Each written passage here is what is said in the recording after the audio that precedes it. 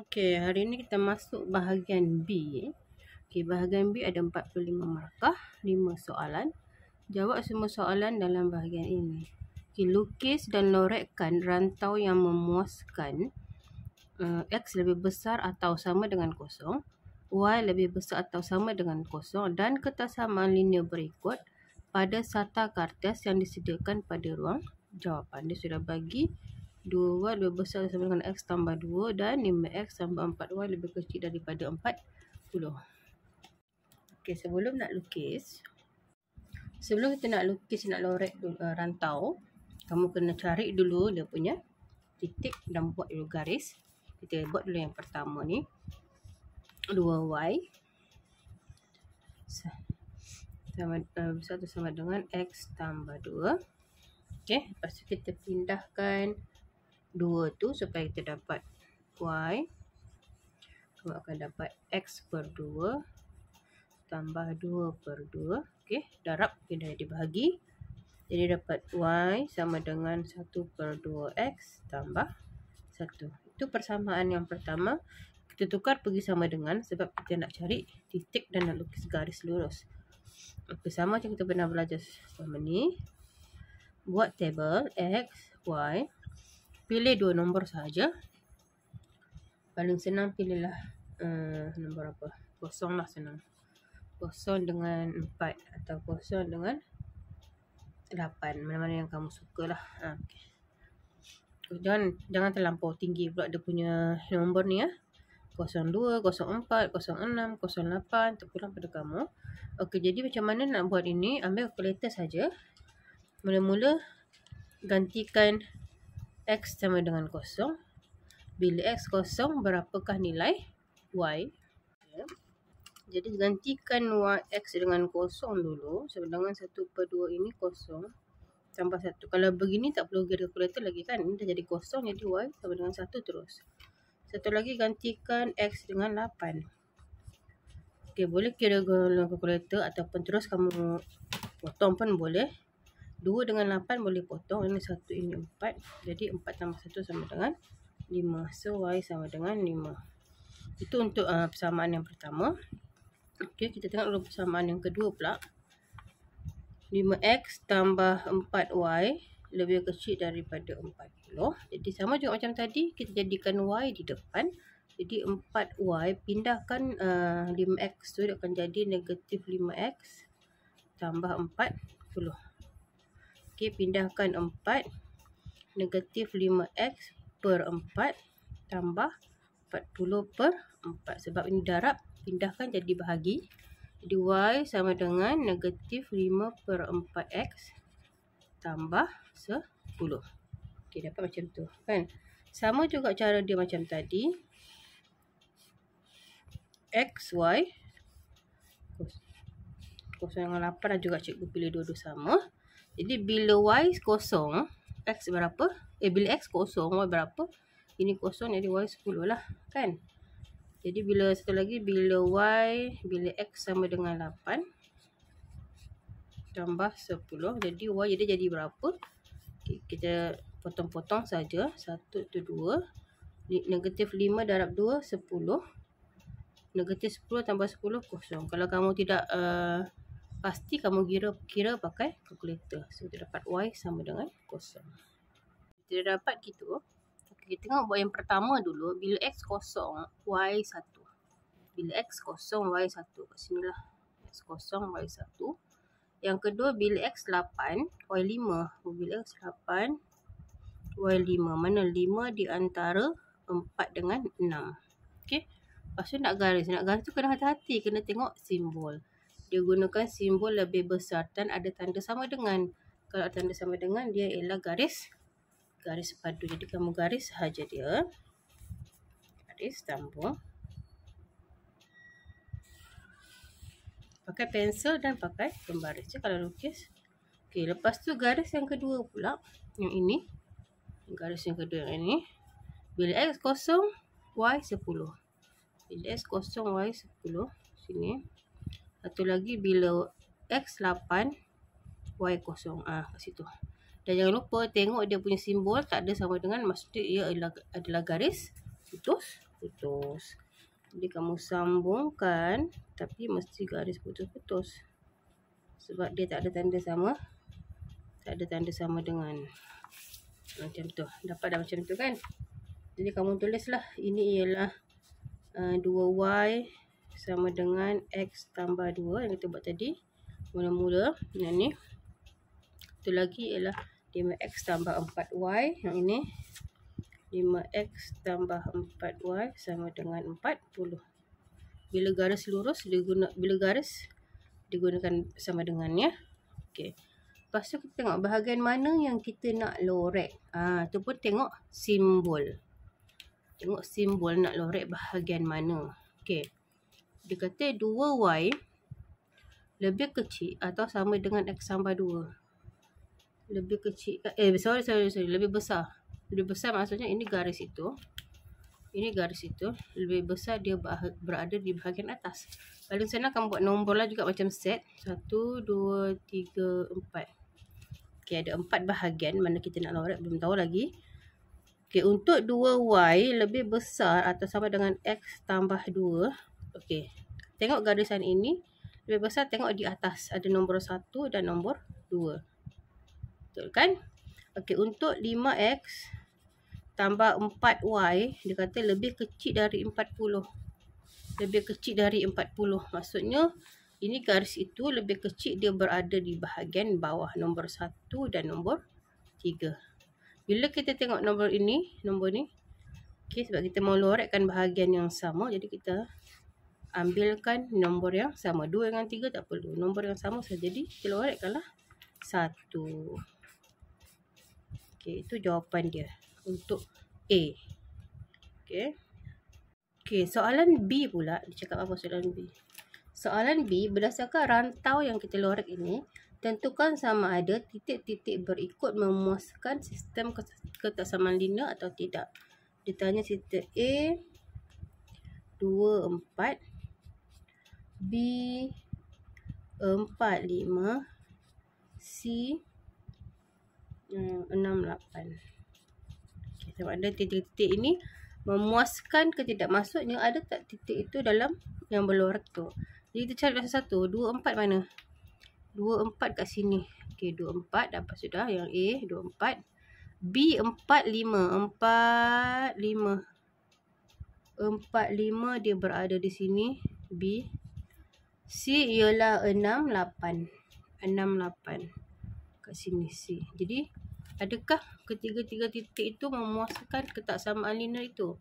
Okey, A memuaskan sebab dia berada dalam kawasan lorek. Jadi jawapan dia ialah ya. Tulis je ya. B memuaskan ke tidak? Sebab dia berada di atas garisan. Jadi maksudnya bila garisan ini garis padu macam ni, jawapan dia ialah ya. Tapi sebab garisan ini ialah garisan putus-putus, jawapannya ialah tidak. Okay, yang C memang di luar kawasan sudah, maksudnya pun tidak juga. So, dah siap untuk soalan soalan 11A bahagian B. Okey, soalan seterusnya, soalan ke-12. Sisi 4 ini menunjukkan sisi 4 A, B, C, D, E, F, G, H dan J, G, K, L. Ini sudah tahu 1, 2, 3. Ada 3 sisi 4. Lepas tu sisi 4 G, J, K, L ialah imej bagi sisi 4 A, B, C, D di bawah gabungan transformasi MN. Huraikan selengkapnya transformasi. Dia bagi tahu ialah sisi 4 G, J, K, L ialah imej bagi sisi 4 A, B, C, D. Maksudnya A, B, C, D dulu. Maksudnya ini image, ini ABCD ialah objek. Daripada ABCD nak pergi GJKL, dia akan lalu satu lagi, iaitu EFGH. Maksudnya kat sini dia ada EFGH. Itu perjalanan dia untuk sampai. Dengan dia punya gabungan transformasi ialah MN. Maksudnya siapa dulu jalan? N dulu jalan baru M. Maksudnya N dulu kat sini baru M. Daripada ABCD pergi EFGH ialah N.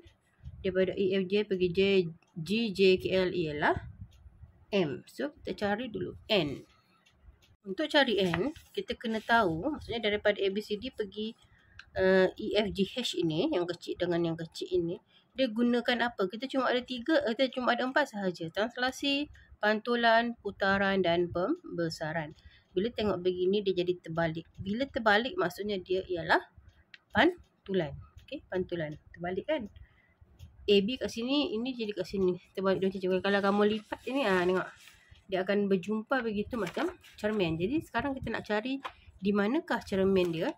Macam mana nak cari cermin? Cara paling senang, kamu garis sahaja kawan. Tengok ini. Inilah senang. B dengan F. Ini kawan kan? Kawan dengan kawan. Jangan cari yang titik lain. Titik mesti yang titik yang sepadan. Lepas tu kamu cari mana tengah-tengah. Mana tengah-tengah dia. Sudah kamu garis tu, kamu cari mana tengah-tengah dia. Kamu sudah garis. Okey. Itu kira kotak. 1, 2, 3, 4, 5, 6, 7, 8, 9, 10. Ada 10 kotak. Jadi mana garis yang tengah-tengah? Maksudnya sebelah sini 5. 1, 2,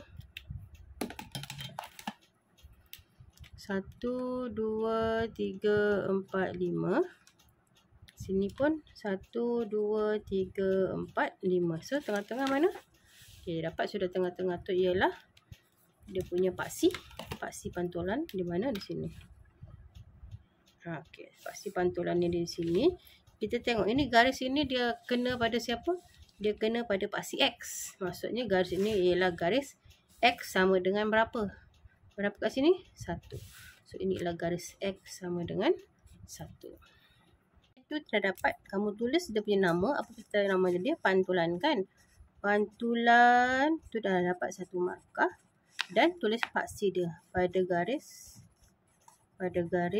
X sama dengan 1. Kamu tulis ini, kamu dapat 2 markah penuh untuk mencari N. Nombor 1 Roman. Okey. Daripada sini dah pergi yang kecil. Jadi yang kecil ni dia jadi besar. Nampak tahu. Tengok pun tahu kan. Maksudnya nama dia ialah pembesaran. Terus nama dia pembesaran. Dia dapat markah. Pembesaran dia mesti ada apa? Dia mesti ada faktor skala. Faktor skala ialah besaran pada pusat dan dengan faktor skala. Cari pusat dia. Pada pusat. Okey.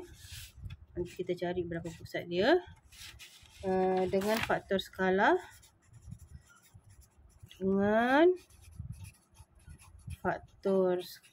Okey, kita cari. Kita cari pusat dulu. Macam mana nak cari pusat?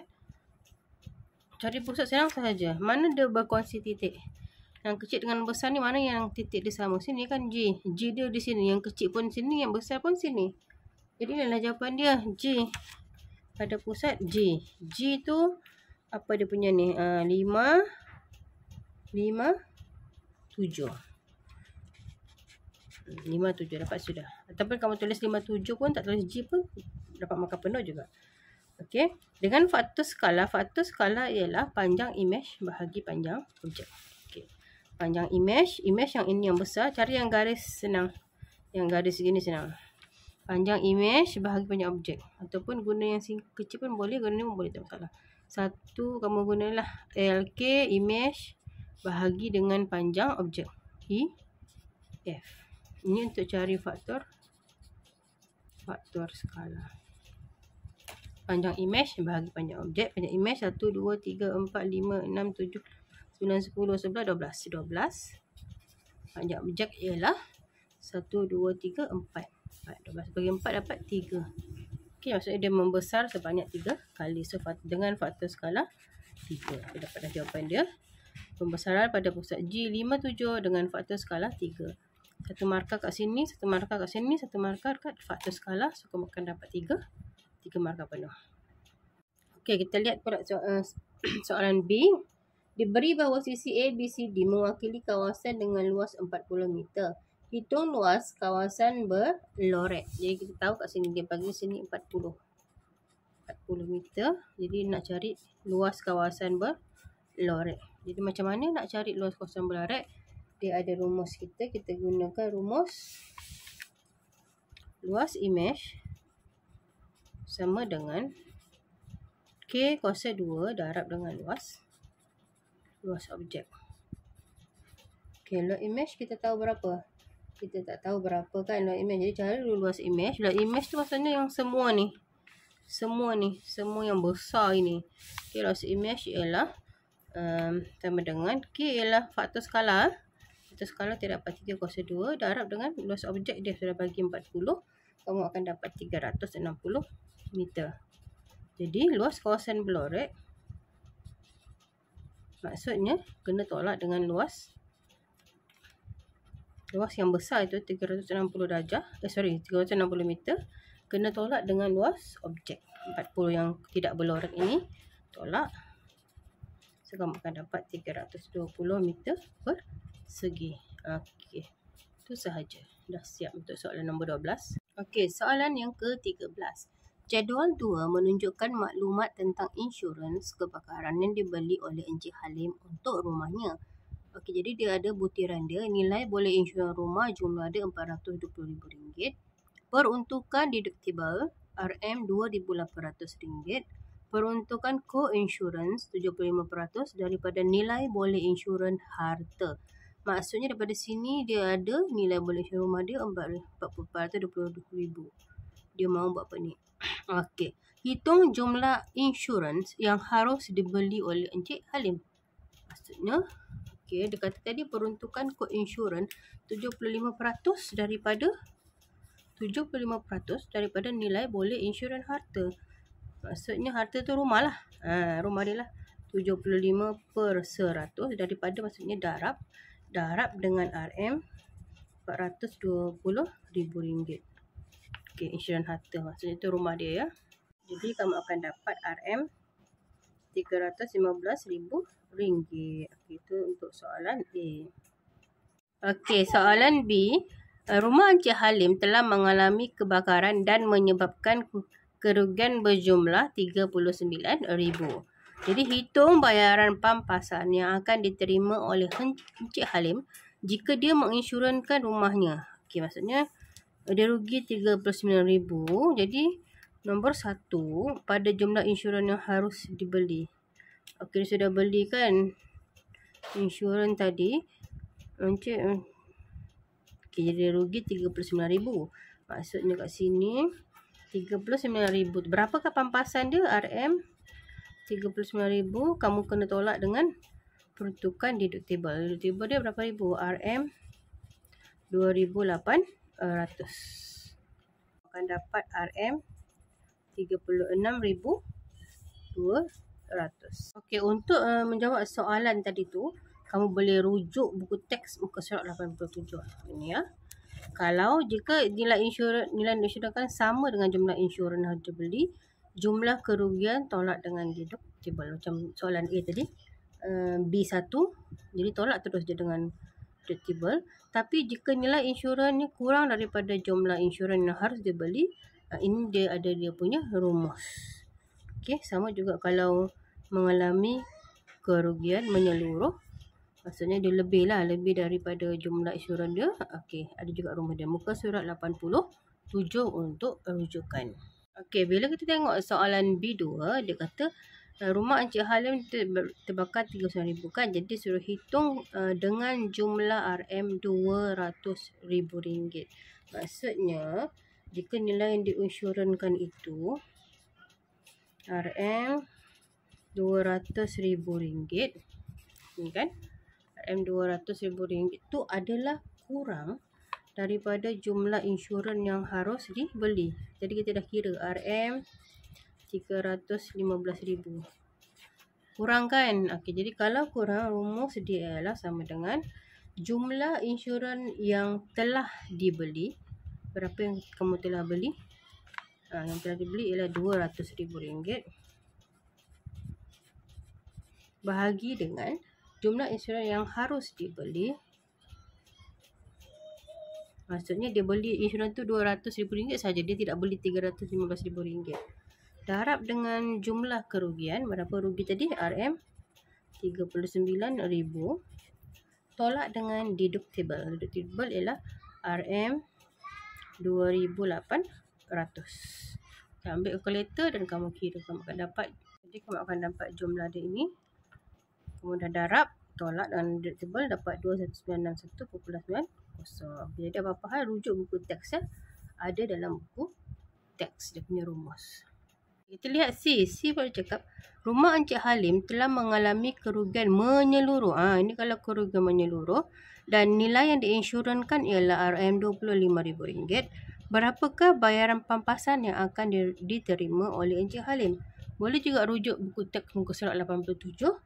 Kalau mengalami kerugian menyeluruh, bayaran pampasan, macam mana nak kira? Bayaran pampasan sama dengan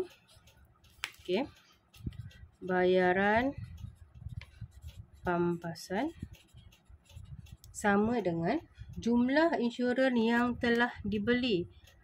Dia beli berapa ribu? Dia beli RM25,000.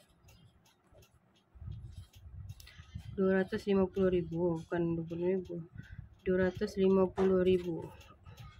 Dan tadi 200,000. RM 250,000. Berapakah bayaran pampasan? Tolak dengan deduct table. RM 2,800. Jadi kamu akan dapat RM RM247,200 pampasan dia. Untuk soalan ni boleh rujuk buku teks. Soalan 14. Tentukan sama ada suatu graf boleh dilukis bagi bilangan darjah yang berikut. Berikan satu sebab. Ini senang. Nombor 14A, soalan nombor 1 dibagi 4, 2, 3, 1, 2. Dia bagi tu. Jadi macam mana nak tentukan bilangan darjah? Kamu tambah sajalah. 4 tambah 2 tambah 3 tambah 1 tambah 2. Kamu akan dapat 7, 12. Jadi dapatkah lukis graf? Dapat lukis graf. Kerana apa? Bagi sebab kan. Dapat lukis graf kerana bilangan darjah adalah genap. Bila bilangan darjah genap, maka kamu dapat lukis graf. Nombor 2 cuba kamu kira. Dapat genap ke dapat ganjil? 2 tambah 2 tambah 3 tambah 1 tambah 4 tambah 1. So jawapan dia 4, 7, 8, 9, 11, 13. Jawapan dia ganjil. Bila jawapan ganjil, tidak dapat lukis graf.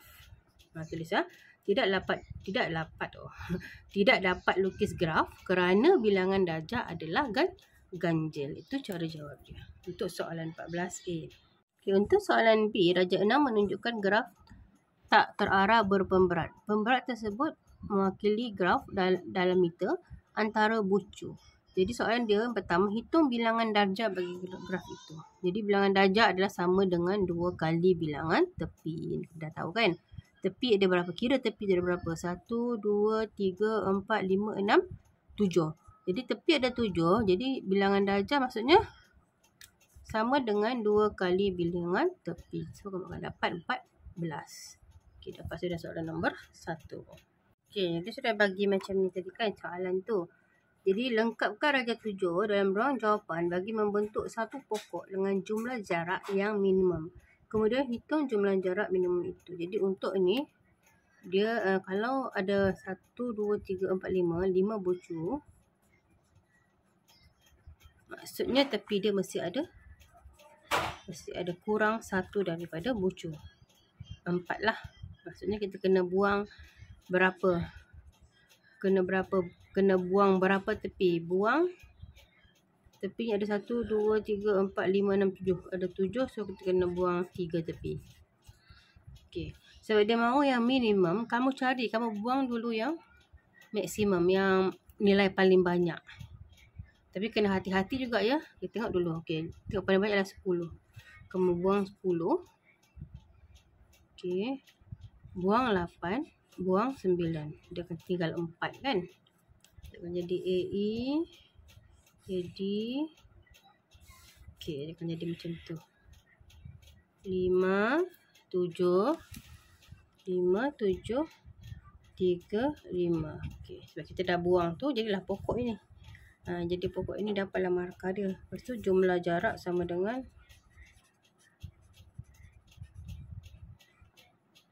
5 tambah 7 tambah 3 tambah 5. Kamu akan dapat 20 meter. Okey, dah siap. Okey, soalan 15A. Raja 8 menunjukkan lokus bagi titik R. Huraikan lokus R selengkapnya. Maksudnya lokus R itu dia adalah bulatan. Bulatan maksudnya dia daripada satu titik. Macam mana nak huraikan?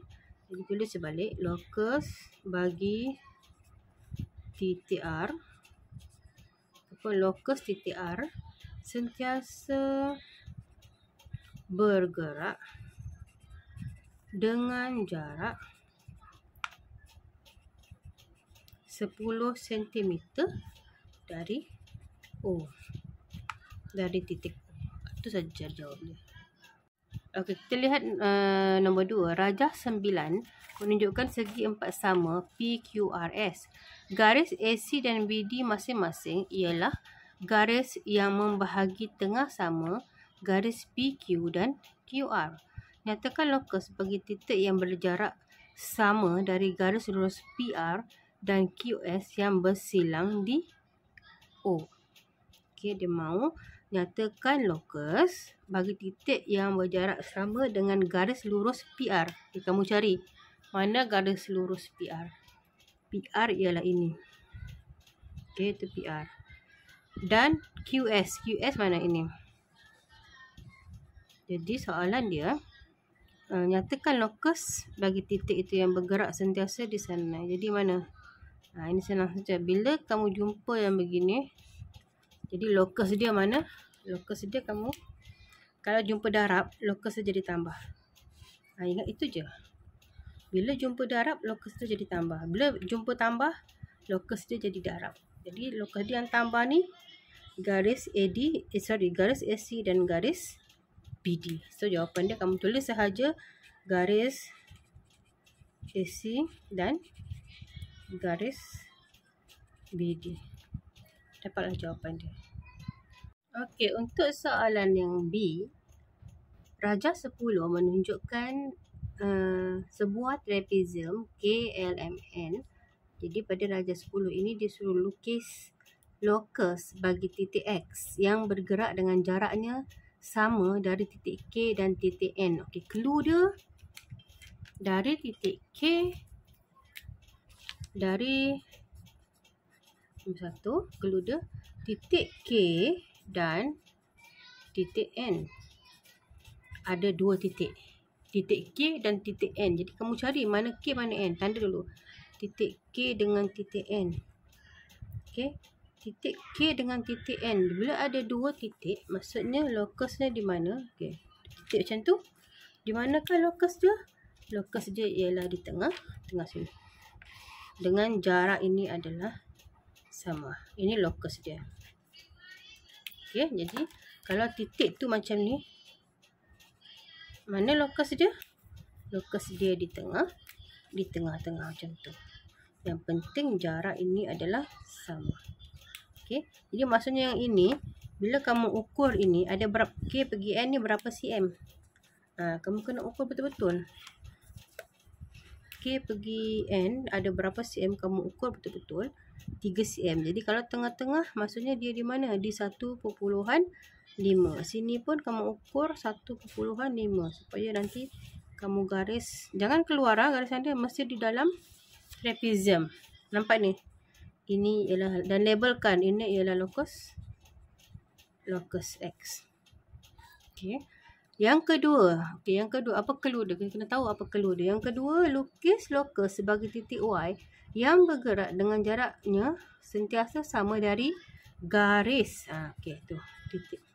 Tadi titik kan? Sekarang garis. Garis LM dan garis MN. Kita tengok mana garis LM. Ini clue yang kedua. Garis LM dan garis MN. Tengok macam mana rupa LM dan MN tu. LM macam ni. MN macam ni. Okey, itu kan. Okey, bila jumpa dua garis yang begini, ini namanya garis bersilang. Dia akan jadi anak panah. So lokus dia kat sini tengah-tengah. Kamu jumpa begini, mana lokus dia? Tengah-tengah. Dia akan jadi macam anak panah. So, untuk cari tengah-tengah ini, kamu kena gunakan jangka lukis. Kamu ambil jangka lukis kamu, letak yang tajam di M ini. Okey. Lepas tu kamu cukup ambil je. Dengan MN, maksudnya M. Nampak M sama kan? Jadi yang tajam tu letakkan di M. Letakkan di M yang tajam tu. Lepas tu kamu buat.